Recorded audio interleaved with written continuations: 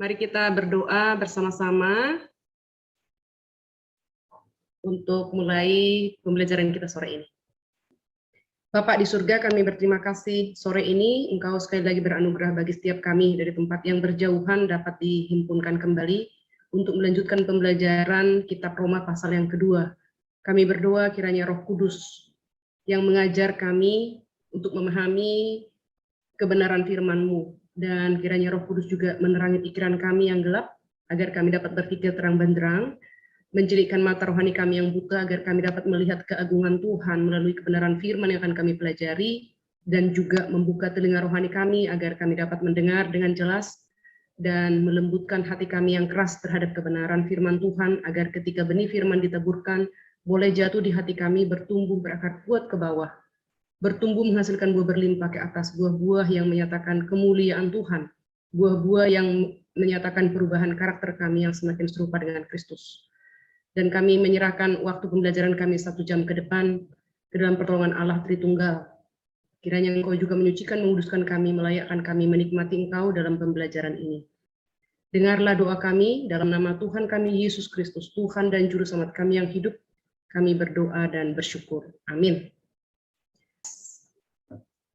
Roma pasal 2 untuk kali kedua ya. Jadi setiap perikop itu kita akan bahas 2 kali. Ini adalah pasal 2 ayat 1 sampai 16 untuk kali kedua. Minggu lalu kita sudah membahasnya dan kali ini adalah pembahasan kedua. Saya akan membacakan sekali lagi untuk kita perikop ini, Bapak Ibu bisa mengikutinya di Alkitab masing-masing di rumah. Roma pasal 2 ayat 1 sampai 16. Hukuman Allah atas semua orang. Karena itu hai manusia, siapapun juga engkau yang menghakimi orang lain, engkau sendiri tidak bebas dari salah. Sebab dalam menghakimi orang lain, engkau menghakimi dirimu sendiri, karena engkau yang menghakimi orang lain melakukan hal-hal yang sama. Tetapi kita tahu bahwa hukuman Allah berlangsung secara jujur dan atas mereka yang berbuat demikian. Dan engkau, hai manusia, engkau yang menghakimi mereka yang berbuat demikian, sedangkan engkau sendiri melakukannya juga. Adakah engkau sangka bahwa engkau akan luput dari hukuman Allah? Maukah engkau menganggap sepi kekayaan kemurahannya, kesabarannya, dan kelapangan hatinya? Tidakkah engkau tahu bahwa maksud kemurahan Allah ialah menuntun engkau kepada pertobatan? Tetapi oleh kekerasan hatimu yang tidak mau bertobat, engkau menimbun murka Allah atas dirimu sendiri pada hari waktu mana murka dan hukuman Allah yang adil akan dinyatakan. Ia akan membalas setiap orang menurut perbuatannya, yaitu hidup kekal kepada mereka yang dengan tekun berbuat baik, mencari kemuliaan, kehormatan, dan ketidakbinasaan, tetapi murka dan geram kepada mereka yang mencari kepentingan sendiri dan tidak taat kepada kebenaran, melainkan taat kepada kelaliman. Penderitaan dan kesesakan akan menimpa setiap orang yang hidup yang berbuat jahat, pertama-tama orang Yahudi dan juga orang Yunani. Tetapi kemuliaan, kehormatan, dan damai sejahtera akan diperoleh semua orang yang berbuat baik, pertama-tama orang Yahudi dan juga orang Yunani. Sebab Allah tidak memandang bulu. Sebab semua orang yang berdosa tanpa hukum Taurat akan binasa tanpa hukum Taurat, dan semua orang yang berdosa di bawah hukum Taurat akan dihakimi oleh hukum Taurat.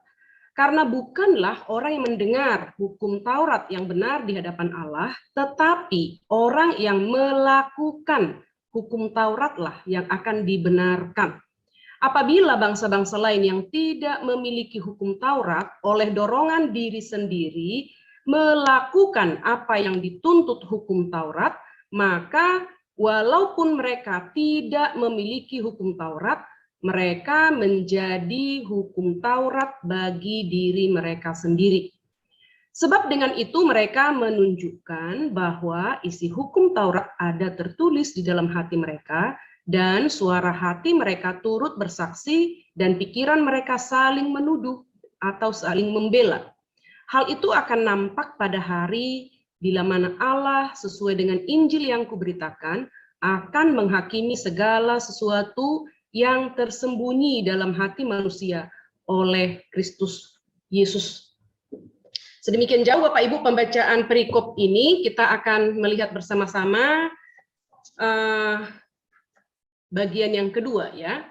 Diselamatkan karena perbuatan. Nah, jadi nanti pada saat penghakiman terakhir ya, ujian apa yang akan diajukan ketika kita dihakimi. Pada hari Tuhan Yesus datang kembali ya, itu adalah penghakiman terakhir. Nah, jawaban Rasul Paulus ini sangat mengagetkan sekali. Paulus berkata,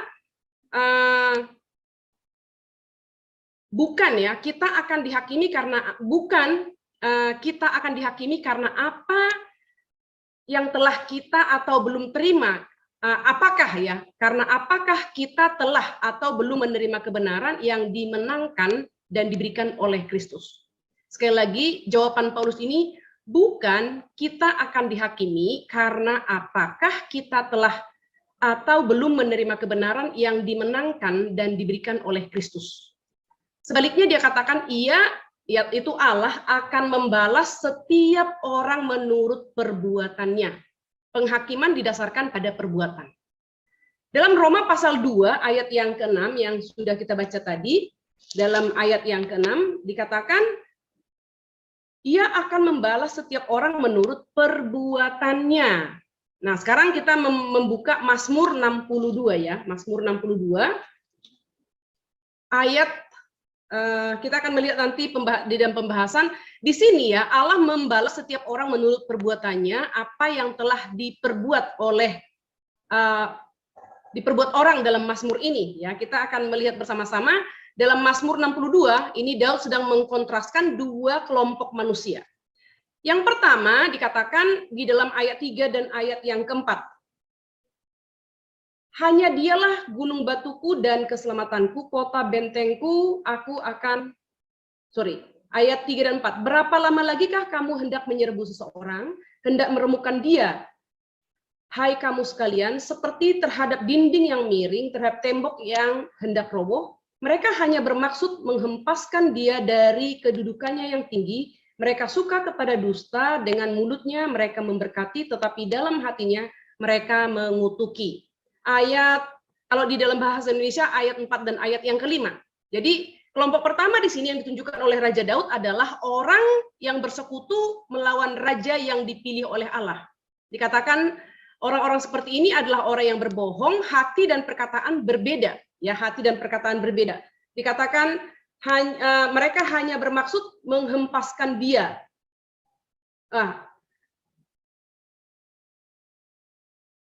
Ya, mereka hanya mau menghempaskan dia dari kedudukannya yang tinggi. Mereka suka kepada dusta. Dengan mulutnya mereka memberkati, tetapi dalam hatinya mereka mengutuki. Jadi antara hati dan perkataan berbeda. Dan mereka juga seperti yang dibicarakan oleh Rasul Paulus di dalam Roma pasal 2 ayat 1 sampai ayat yang ketiga tadi.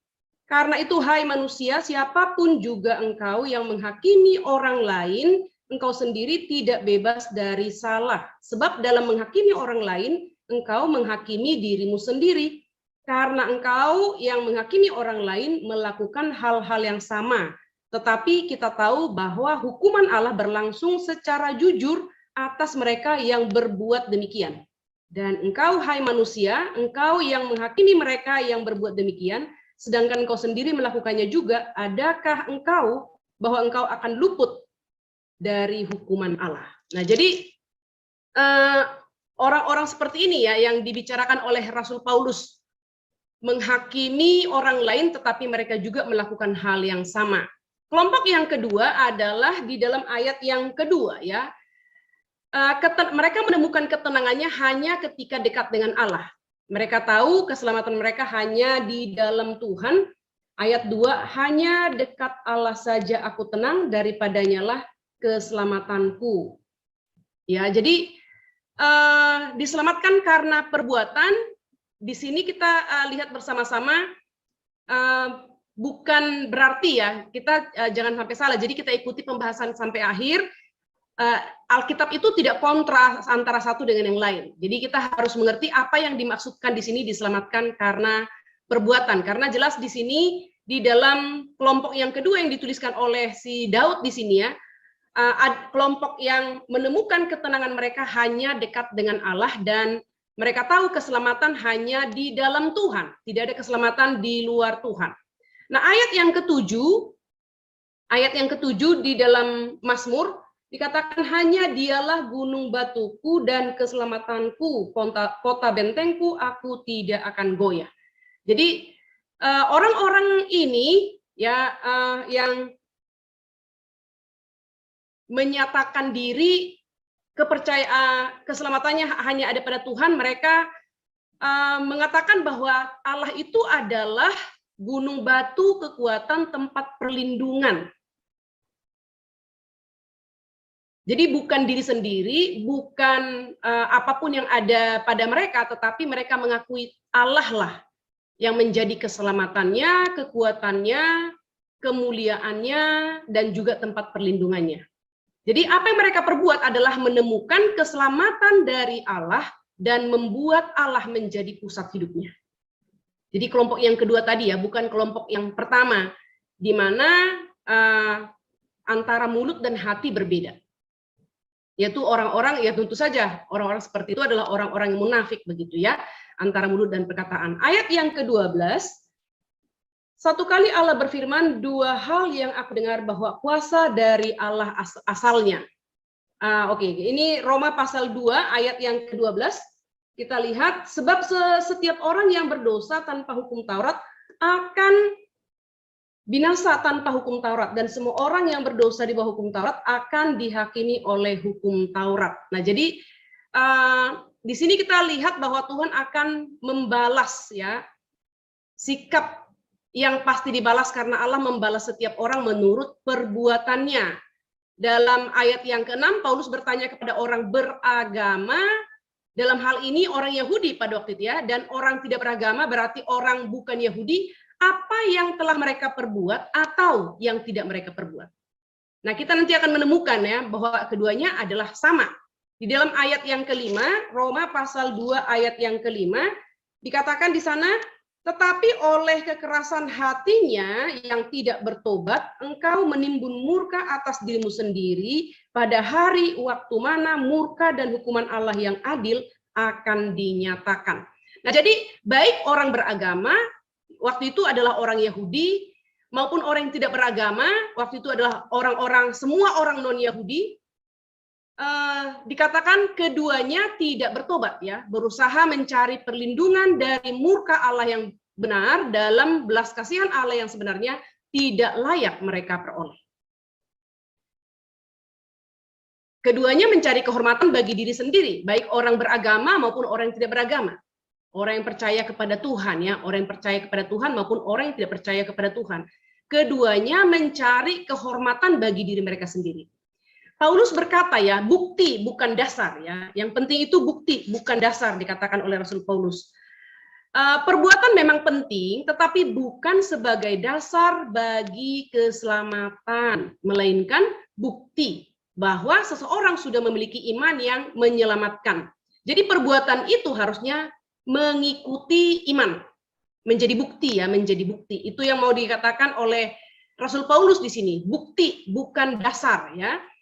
Jadi perbuatan baik tidak menambah apapun pada iman yang menyelamatkan kita.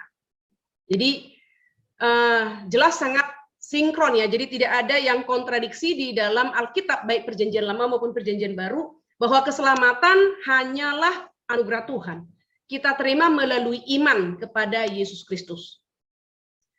Nah, jadi seperti buah apel dari pohon apel membuktikan ada kehidupan, ya kan? Ketika kita melihat ada buah apel di pohon apel, menunjukkan bahwa pohon apel itu hidup. Tetapi buah apel tidak menyediakan kehidupan. Akar pohon itulah yang memberikan kehidupan, ya kan?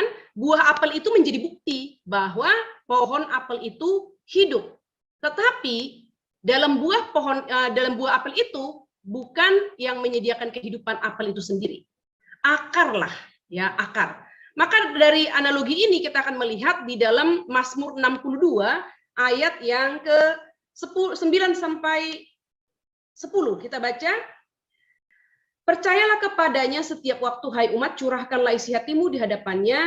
Allah ialah tempat perlindungan. Hanya angin saja orang-orang hina, suatu dusta saja orang-orang mulia. Pada neraca mereka naik ke atas, karena mereka sekalian lebih ringan daripada angin. Ya, jadi di sini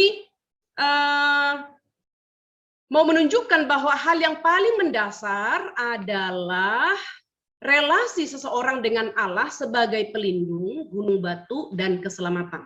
Di sini dikatakan pada neraca mereka naik ke atas, mereka sekalian lebih ringan daripada angin. Berarti kehidupan mereka bukan kehidupan yang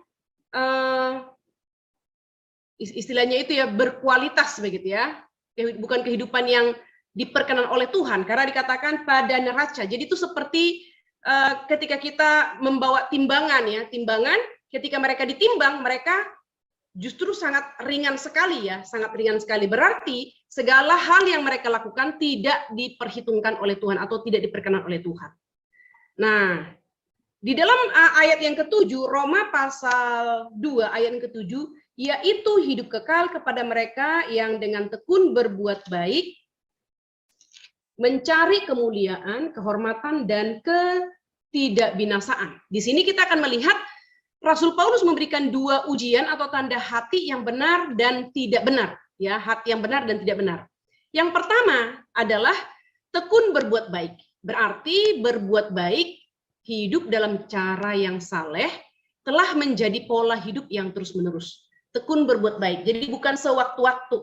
Dan ini akan nampak ya di dalam sepanjang hidup, akan konsisten begitu ya. Jadi menjadi lifestyle tekun berbuat baik. Apa yang kita pikirkan, hidupi, itu akan nampak di dalam perilaku kita sehari-hari. Yang kedua dikatakan mencari kemuliaan, kehormatan, dan ketidakbinasaan, merujuk pada kualitas-kualitas yang muncul dan ditemukan dari kehidupan bersama Allah. Orang benar tidak berbuat baik karena perbuatan baik itu sendiri, tetapi karena ingin serupa dengan Allah dalam sifatnya.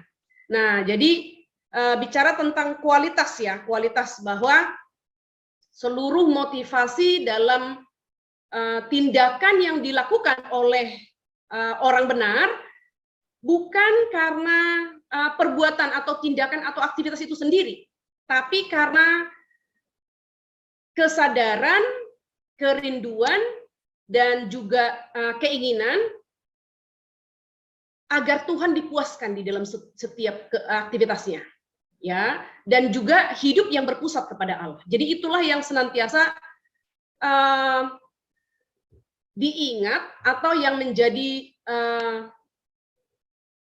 sesuatu yang mendrive, ya, sesuatu yang mendorong, sesuatu yang menggerakkan orang benar untuk melakukan aktivitas-aktivitasnya. Jadi dia tidak akan sembarang lagi. Bapak Ibu, apa yang kita pikirkan, walaupun orang lain tidak tahu pikiran kita, itu akan nampak dalam tindakan-tindakan kita sehari-hari. Itu bisa terwujud dalam perdagangan kita, dalam relasi kita satu dengan lain. Ya, kalau kita mengatakan ini tidak boleh, maka ketika kita sudah memiliki nilai-nilai ya, nilai-nilai dalam kehidupan kita, maka ketika orang lain melanggar nilai-nilai yang kita sudah buat dalam kehidupan kita, maka kita tidak akan dengan mudah menyetujuinya. Kalau kita pernah memikirkannya dan sudah menjadi ketetapan hati kita begitu ya. Kecuali kita tidak pernah memikirkan hal itu, maka ketika orang lain melakukan hal itu, mungkin kita berpikir tidak ada keberatan hati nurani. Dan bisa jadi kita juga memikirkan ya fine aja gitu, tidak jadi masalah.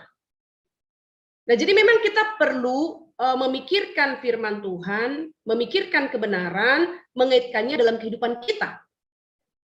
Merenungkannya, sehingga ketika kita diperhadapkan dalam relasi dengan orang lain, dengan kolega kita, dengan karyawan, dengan pasangan kita, dengan anak kita, kita sudah mendapatkan warning dari apa yang sudah kita renungkan. Kalau kita tidak pernah merenungkannya, kalau kita tidak pernah memikirkannya, bahkan ketika orang minta pertanggungjawaban pun kita akan ambigu, ya, kita akan wait and see, atau dengan gampangnya bisa saja mengatakan saya tidak tahu. Itu adalah cara yang terbaik, mengatakan tidak tahu. Ya, seorang anak murid yang tidak siap belajar, ketika di dalam kelas ditanya oleh guru, jawaban yang paling aman adalah saya tidak tahu. Dan itu adalah jawaban yang paling saya tidak suka dari seorang murid. Itu adalah jawaban yang tidak bertanggung jawab.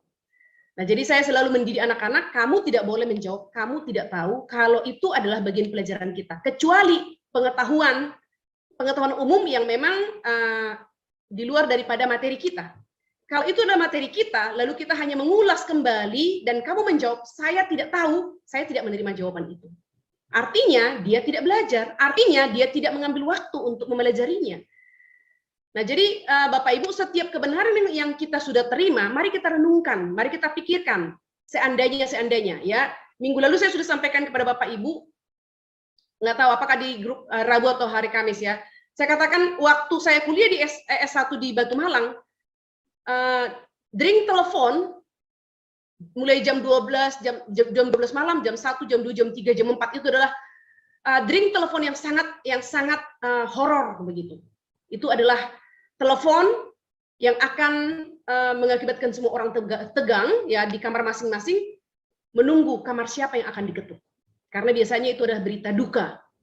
Mama atau papa si X meninggal. Wah, tiba-tiba udah terdengar jeritan begitu ya.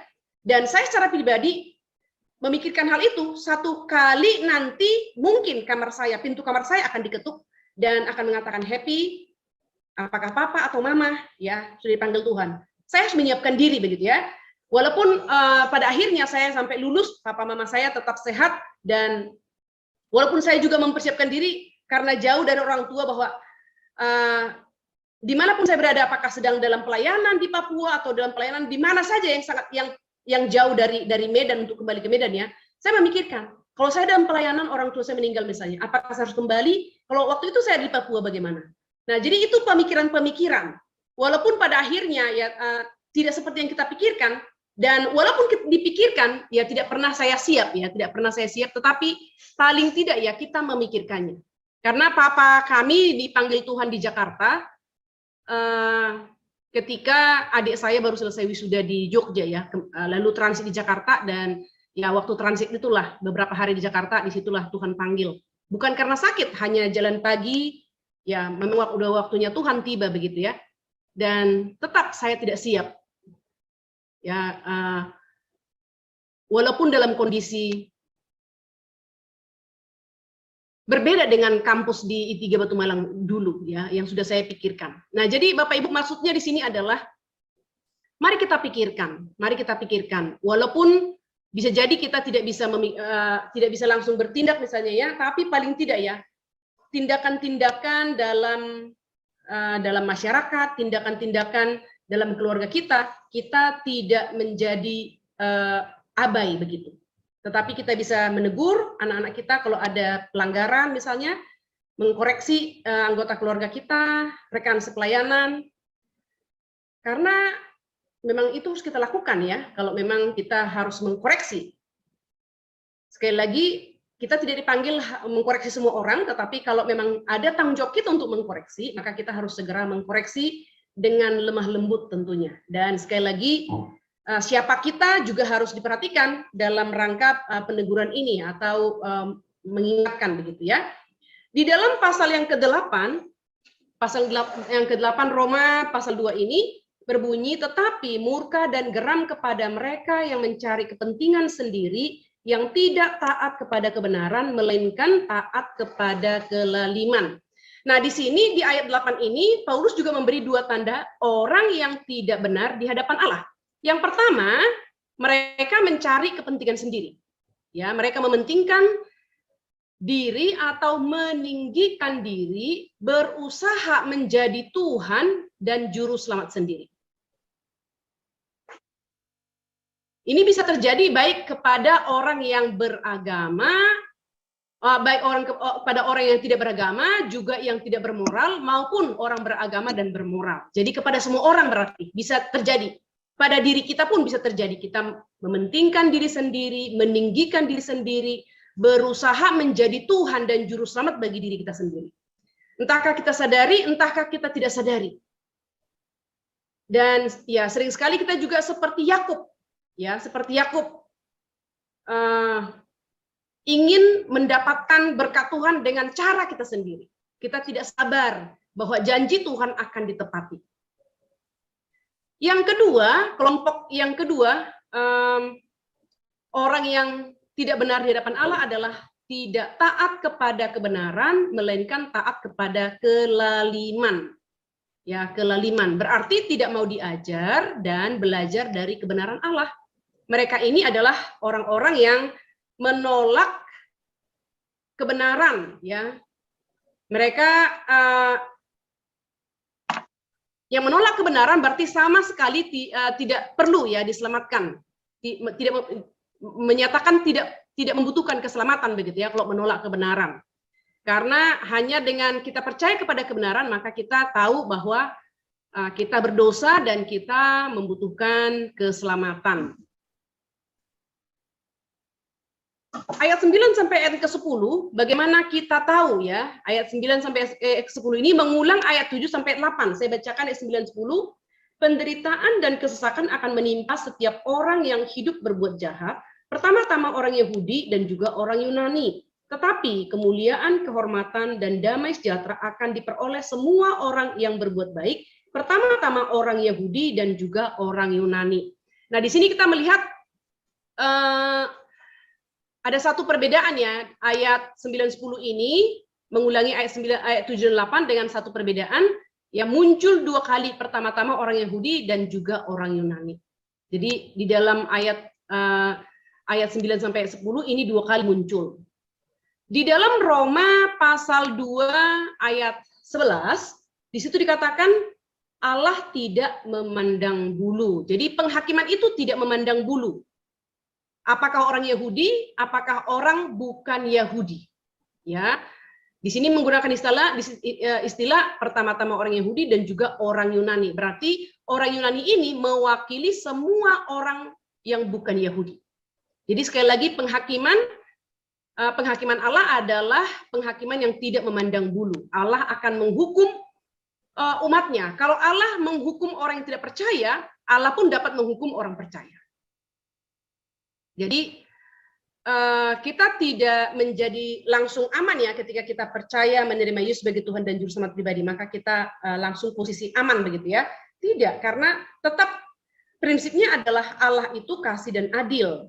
Allah akan mengampuni orang yang bertobat dan meminta pengampunan, mengakui dosa dan meminta pengampunan, dan Allah akan menghukum setiap orang yang melakukan dosa dan pelanggaran.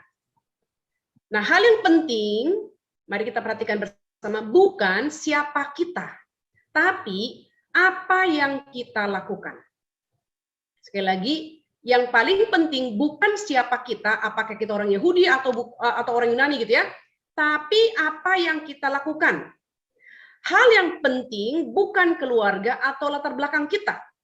Ya, apakah kita orang Yahudi, Kristen, rutin ke gereja, sama sekali tidak memiliki Alkitab dan seterusnya. Ini bisa saja diperpanjang ya. Tapi yang paling penting adalah cara kita berelasi dengan Allah. Berarti aktivitas-aktivitas tidak menjamin ya. Jadi apakah kita Yahudi, Kristen, rutin ke gereja, memiliki Alkitab atau sama sekali tidak memiliki Alkitab, banyak mendengarkan firman Tuhan atau sedikit mendengar firman Tuhan, ya kita akan melihat nanti ya sering sekali perbuatan baik itu kesalehan juga bisa menjauhkan kita dari Tuhan. Jadi tidak selalu ketika kita mendengar begitu banyak firman Tuhan itu akan mendekatkan kita kepada Tuhan. Itu juga bisa menjauhkan kita dari Tuhan. Karena kita akan menganggap kita saleh dan kita secara tidak sadar menganggap kesalehan kita itulah yang menyelamatkan kita. Perbuatan baik kita itulah yang menyelamatkan kita. Nah, jadi harus hati-hati. Jadi tidak selamanya orang yang mendengarkan banyak firman Tuhan mendekatkan dia kepada Tuhan. Bisa jadi. Ya, semakin banyak kita mendengar firman, semakin kita menjauhkan diri dari Tuhan. Karena apa? Kita akan menjudge ya orang lain. Karena apa? Prinsip menjudge itu, judgmental itu adalah menganggap I am better than you atau than others. Saya lebih baik daripada kamu atau saya lebih baik daripada semua orang. Nah, itu kan membuat kita jauh daripada Tuhan kan ya. Jadi kita tidak menghargai orang lain. Yang ada adalah kita mengagung-agungkan diri kita. Kita ya menjadikan diri kita, perbuatan baik kita itu adalah sesuatu yang dapat menyelamatkan kita. Ayat 12 sampai ayat ke-15. Paulus berbicara terkait dengan Allah tidak memandang bulu ya, ada dua peringatan. Saya akan membacakan ulang, sebab semua orang yang berdosa tanpa hukum Taurat akan binasa tanpa hukum Taurat. Dan semua orang yang berdosa di bawah hukum Taurat akan dihakimi oleh hukum Taurat. Karena bukanlah orang yang mendengar hukum Taurat yang benar di hadapan Allah, tetapi orang yang melakukannya, orang yang melakukan hukum Tauratlah yang akan dibenarkan. Apabila bangsa-bangsa lain yang tidak memiliki hukum Taurat oleh dorongan diri sendiri melakukan apa yang dituntut hukum Taurat, maka walaupun mereka tidak memiliki hukum Taurat, mereka menjadi hukum Taurat bagi diri mereka sendiri. Sebab dengan itu mereka menunjukkan bahwa isi hukum Taurat ada tertulis dalam hati mereka, dan suara hati mereka turut bersaksi, dan pikiran mereka saling menuduh atau saling membela. Nah, jadi ada dua di sini, dua peringatan. Yang pertama, ayat 12. Mereka tahu apa yang Allah perintahkan dan tidak menaatinya. Maka akan dihakimi oleh hukum Taurat. Jadi mereka yang tahu tapi tidak melakukan. Ya, jadi Bapak Ibu menunjukkan bahwa berbahaya mendengar hukum Taurat. Kalau hanya mendengar, ini akan sangat berbahaya. Ya, jadi kalau kita hanya suka mendengar begitu banyak firman Tuhan, itu justru sangat berbahaya. Kalau kita tidak memiliki waktu untuk devosi, merenungkan, meditasi, ya, berdiam diri, memikirkan firman itu untuk mengkoreksi diri kita, bukan mengkoreksi orang lain. Jadi sekali lagi Bapak Ibu, mendengar firman Tuhan adalah sangat baik sekali. Membaca firman Tuhan adalah sangat baik sekali, tetapi juga akan menjadi sangat berbahaya jika kita hanya suka mendengar, jika kita hanya suka membaca, jika kita hanya suka hadir dalam persekutuan belajar, stris dan seterusnya ya. Kalau kita tidak suka memikirkannya, merenungkannya, dan berjuang untuk melakukannya.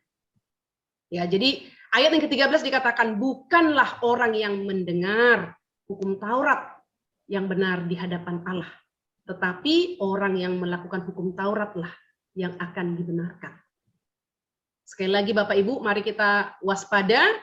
Banyak firman yang kita dengar, justru itu bisa membahayakan kita. Kalau kita tidak mengambil waktu merenungkannya dan berlatih untuk melakukannya. Orang bukan Yahudi menaati hukum Taurat walaupun mereka tidak memilikinya. Ya, jadi siapa saja orang bukan Yahudi ini? Ada 3 kelompok. Yang pertama dikatakan di sini, orang bukan Yahudi yang mentaati Taurat tanpa mendengar Kristus, maka diselamatkan di luar iman pada Kristus. Jawabannya tidak. Ya, jawabannya tidak. Mari kita membuka bersama-sama di dalam Kisah Para Rasul pasal yang ke-4. Kisah pasal 4 ayat 12.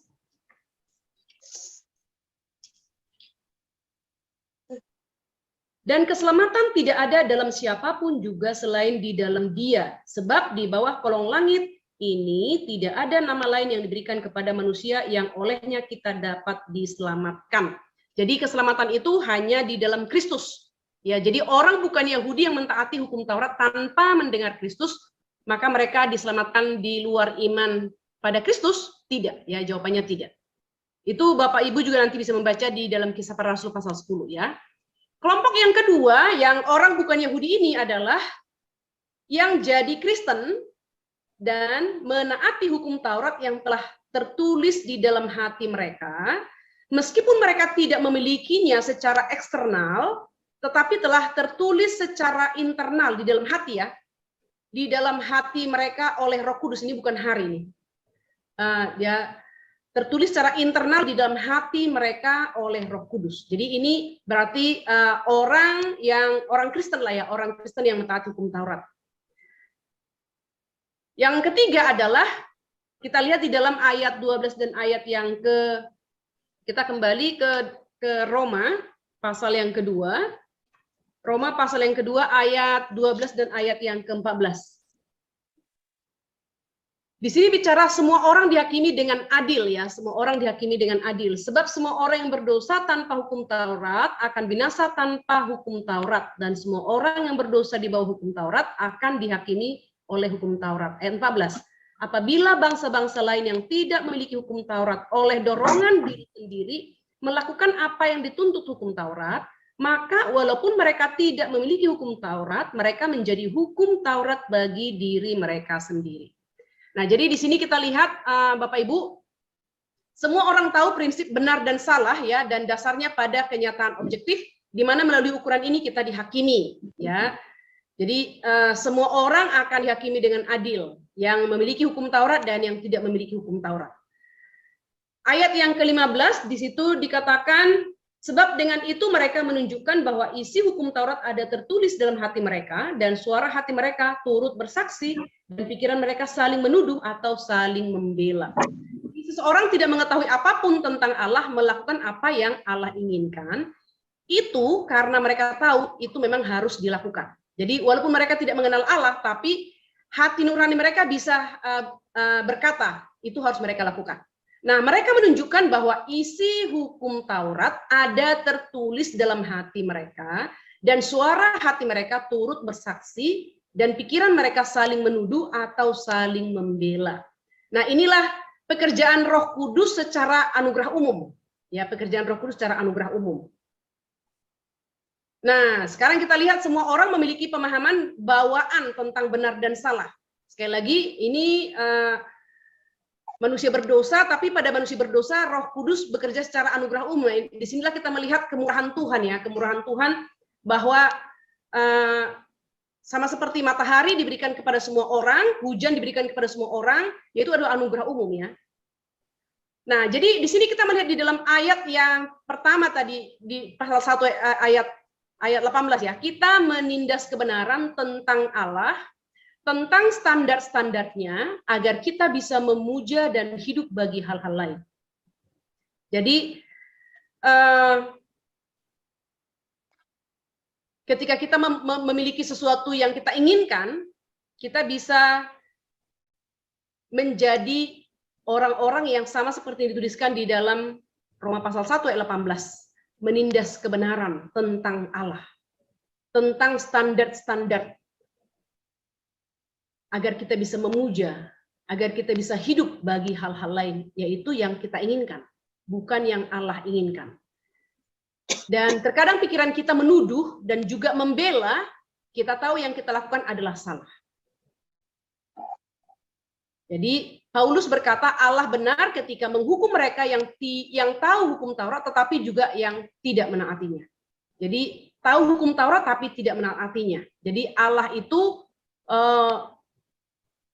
menghukum dengan adil ya, menghukum dengan adil. Orang yang tahu hukum Taurat tetapi tidak menaatinya, maka Allah akan menghukumnya. Paulus juga memperingatkan bahwa Allah akan menghukum dengan benar mereka yang tidak tahu hukum Taurat secara eksternal, karena mereka mengetahuinya secara internal, tetapi tidak menaatinya.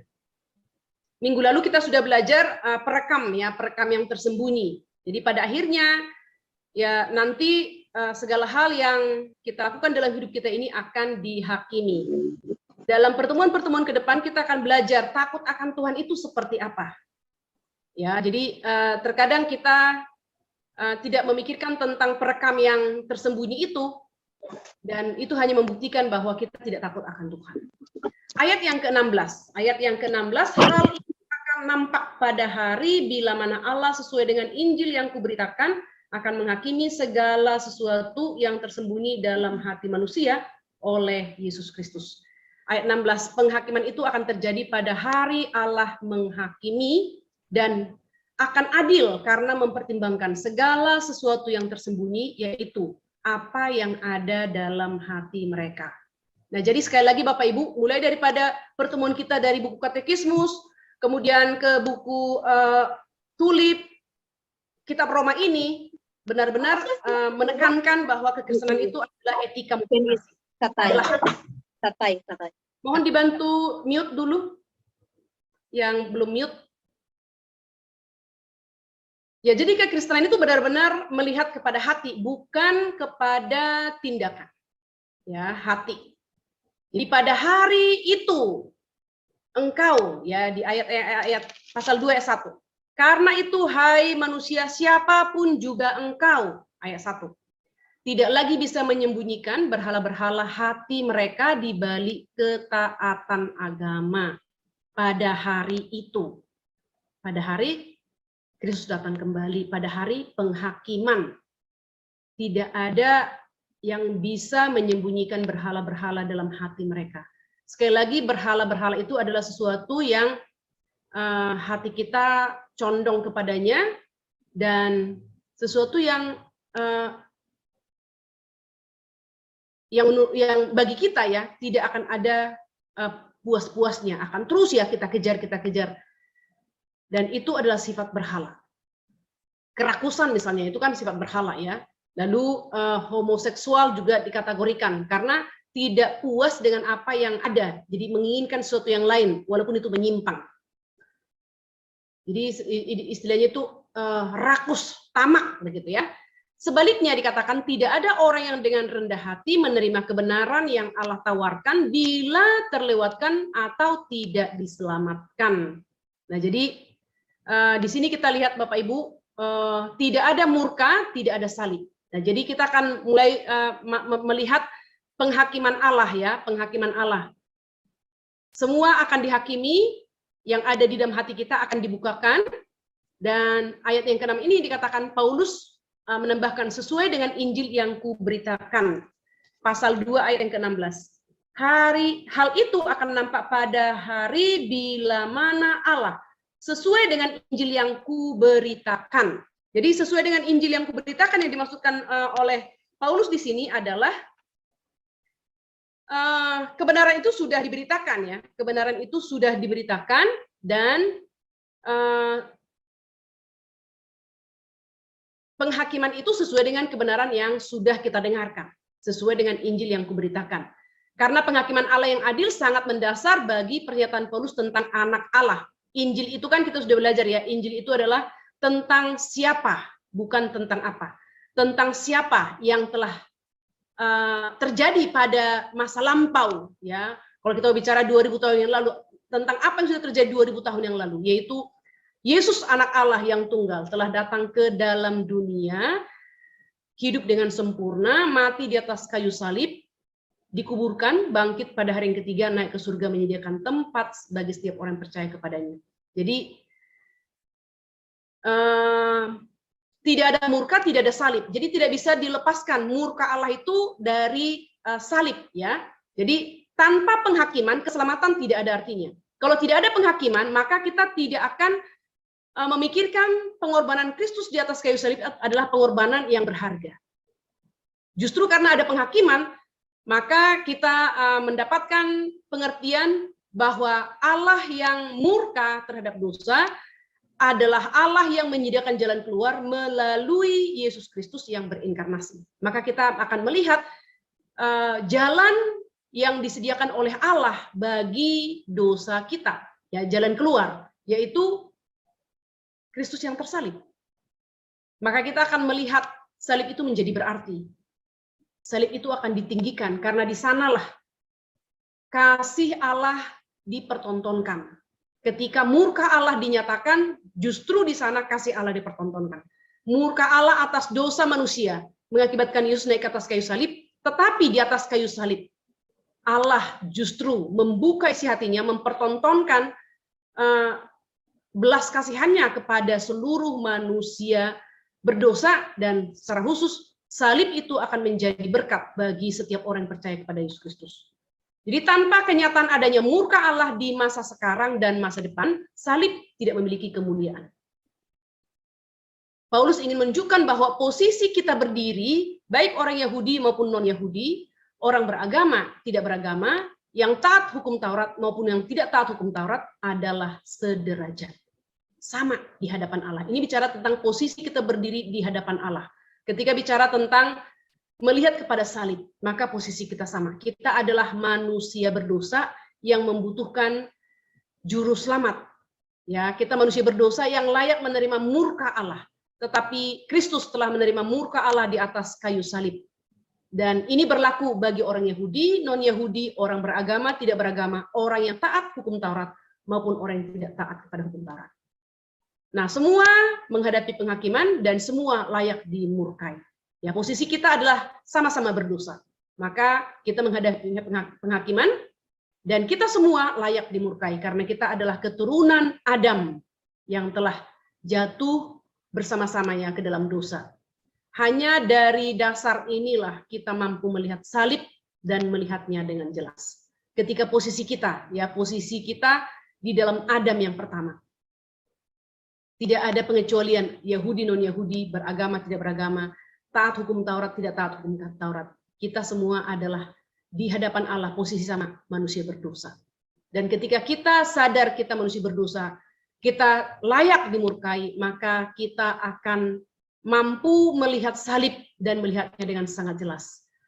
Bahwa murka Allah telah dicurahkan kepada Yesus Kristus di atas kayu salib. Dan itu adalah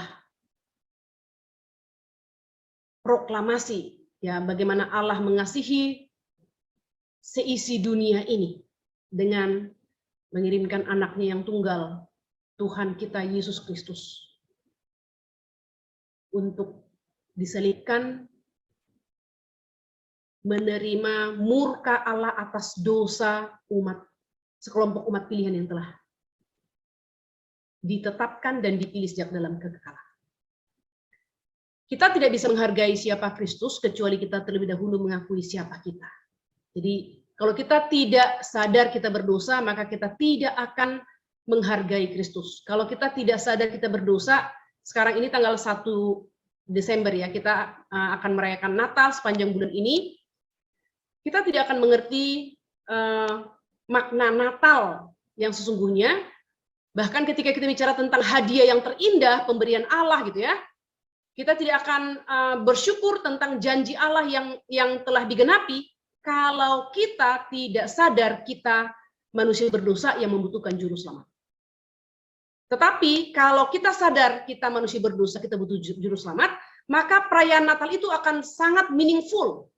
Karena apa? Karena Natal adalah peristiwa di mana janji Allah digenapi. Janji keselamatan kepada Adam yang dimulai dari Abraham dan terus dinubuatkan ribuan tahun oleh para nabi dan digenapkan 2000 tahun yang lalu melalui keturunan Adam, yaitu Yusuf dan Maria.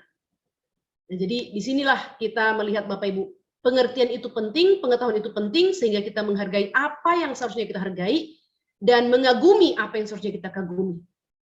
Sekali lagi, kalau kita memiliki pengetahuan tentang painting misalnya atau satu barang langka ya, maka kita akan kagum melihat ketika ada kesempatan melihat barang langka itu.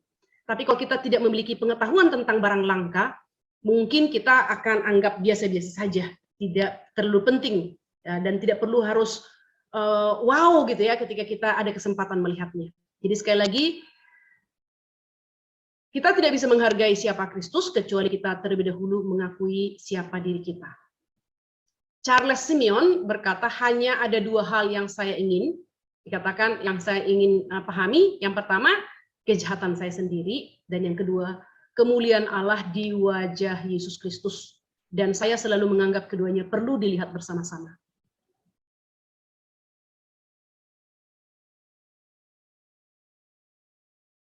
Mungkin kita perlu senantiasa introspeksi diri dan mencari wajah Tuhan. Nah, jadi dua hal ini, introspeksi diri dan mencari wajah Tuhan. Dan ini perlu kita lakukan terus-menerus Bapak Ibu, agar kita tidak lupa bersyukur atas kehidupan kita dan segala kebaikan, bahkan mungkin sesuatu yang tidak lancar, ya, kesulitan-kesulitan, sakit penyakit yang Tuhan izinkan kita alami, kita tetap tidak lupa bersyukur. Nah, kita akan memikirkan dua pertanyaan untuk kita pikirkan, kita renungkan 1 minggu ke depan ini. Yang pertama, apa perbedaan yang sebenarnya dari menemukan ketenangan, pengharapan, dan kehormatan hanya dalam Allah bagi kehidupan seseorang? Yang kedua, bagaimana hati nurani Anda membela Anda hari ini? Bagaimana hati nurani Anda menuduh Anda? Amin. Mari kita berdoa bersama-sama.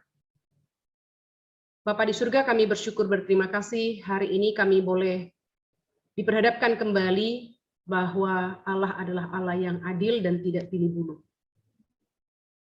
Sekali lagi, kebenaran kami tidak akan bisa mendapatkannya melalui tindakan kami, tetapi keselamatan kami hanyalah dari Tuhan semata. Oleh karena itu ya Tuhan, tolonglah kami agar menghargai setiap anugerah Tuhan, menghargai anugerah keselamatan, menghargai pekerjaan baik yang telah Tuhan sediakan, yang di dalamnya kami boleh mengerjakan pekerjaan Tuhan dan kerajaan Allah, memperluas lebarkan kerajaan Allah.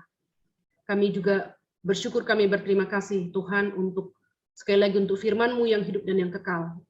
Firman yang tertulis yang boleh kami miliki dalam bahasa yang kami bisa pahami dengan baik, sehingga kami dapat terus menikmati Tuhan, menikmati persekutuan dengan Tuhan, dengan membaca, merenungkan, dan mempelajari firman-Mu ini. Terima kasih sekali lagi untuk kitab Roma pasal 2 ayat 1-16 yang sudah kami bahas 2 kali. Kami akan mengakhiri pertemuan pada sore hari ini dan akan melanjutkan aktivitas kami yang lain. Mohon Tuhan beserta dengan kami. Dalam nama Tuhan kami Yesus Kristus kami berdoa dan bersyukur. Amin.